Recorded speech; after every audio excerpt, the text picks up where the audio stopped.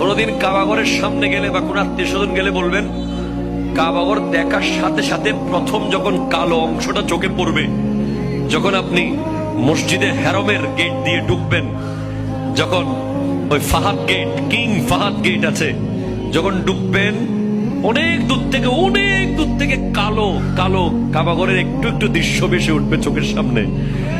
তখন দোয়াটা করবেন, কিন্তু দোয়া করবেন কয়টা? যখন কয়টা?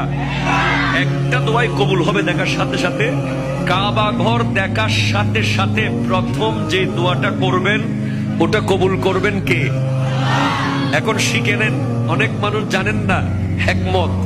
আপনি একটা দোয়া করবেন, একটাই শেষ, একটা সুযোগ পাবেন আপনি, কিন্তু আপনি এমন এক দোয়া করবেন যেন যতদিন ওখানে থাকেন প্রত্যেক দোয়া কবুল হয়ে যায়। এই হিকমতি দোয়াটা শিখে নেন। আপনি বলবেন, আল্লাহ আমি 10, 12, 15 যতদিন এখানে থাকবো, যতগুলো দোয়া করব সব কবুল করে নিয়েন।